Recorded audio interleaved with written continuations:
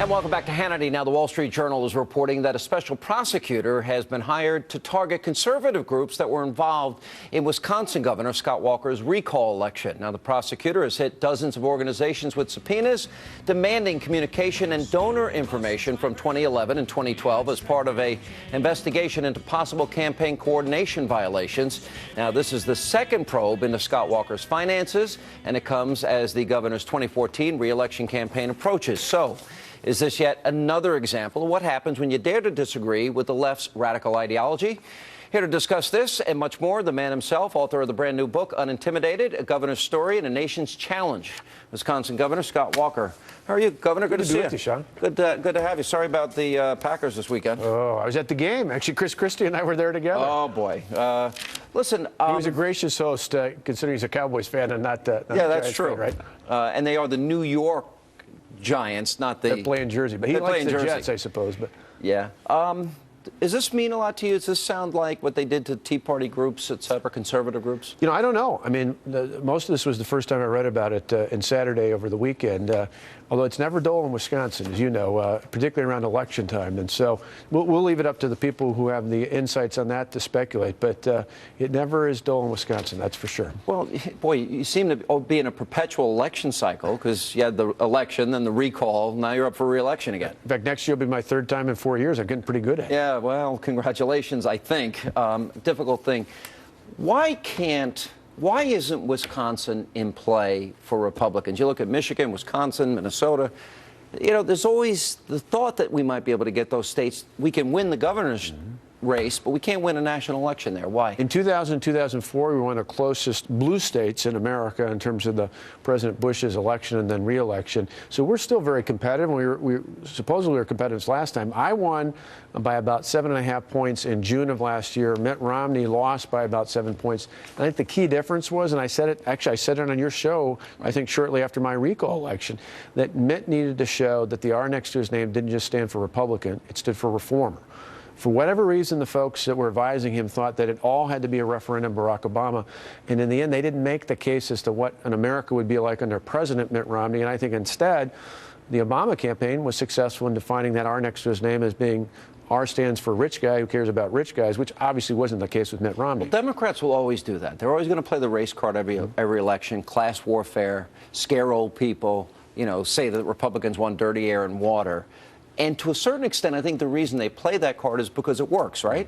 Well, but also because we sometimes create a void. In my book, I lay out some real optimism at the beginning of the book where I talk about, despite what happened in the presidential election, there are 30 states in America that now have Republican governors. There's almost as many states that have Republican legislative majorities.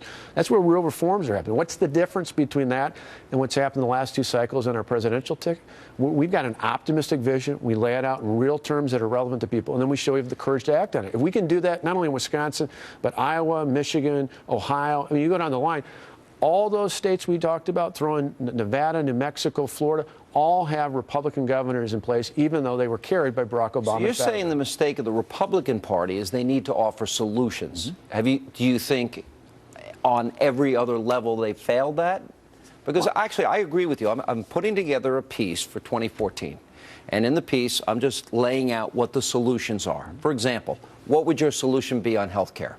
If you had the ability, you were president, you could repeal Obamacare, what is your solution? It's a free market solution where you don't have it dependent on not only the federal government, but not even the state government. You and I and our family should make decisions ourselves.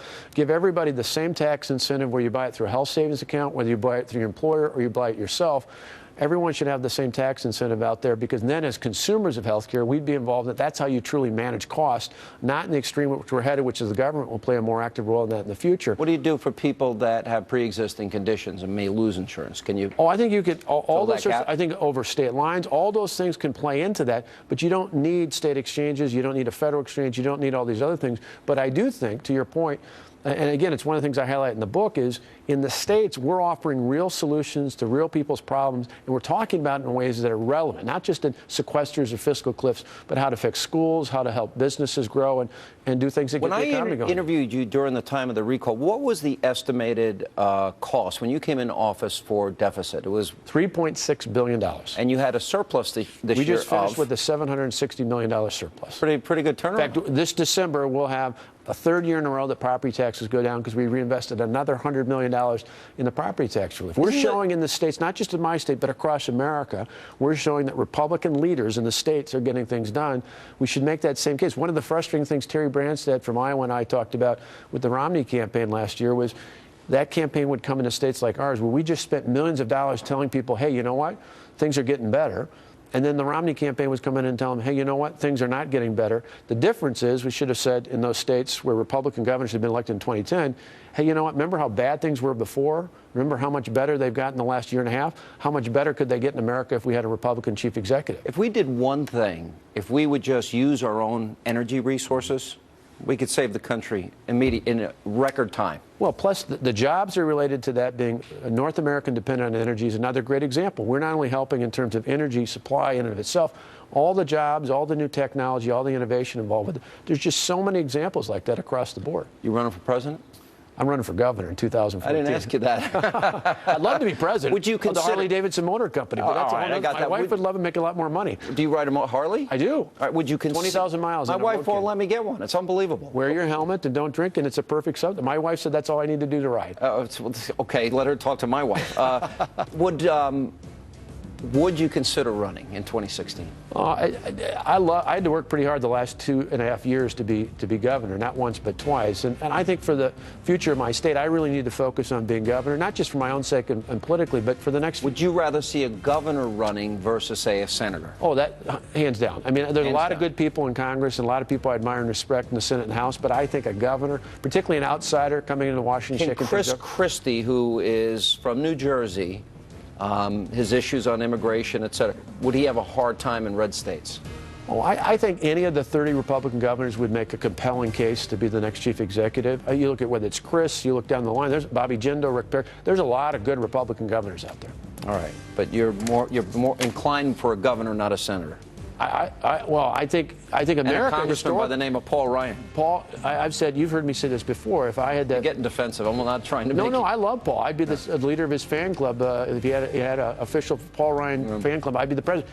But in the end, people, I think, historically want executives to be the chief executive. And on top of that, I think to beat Hillary Clinton in the next election, we got to have somebody from the outside, and that's outside of Washington. Governor, good to see you. Thanks for being with us. Appreciate it.